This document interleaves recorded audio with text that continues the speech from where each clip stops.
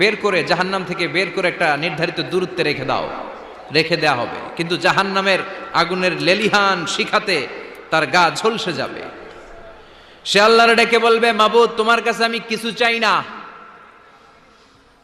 জাহান্নাম থেকে তুমি আমাকে বের করেছো, জীবন নদীর পানি তুমি আমার গায়ের মধ্যে ঢেলে দিয়েছো, আমি আবার সজীবতা ফিরে পেয়েছি। আমি তোমার কাছে জান্নাত চাই না, শুধু নিরাপদ একটা দূরত্বে আমাকে রেখে আসো, যাতে জাহান্নামের আগুন আমারে কষ্ট দিতে না পারে। আল্লাহ, আমি কিন্তু তোমার কাছে জান্নাত চাই না।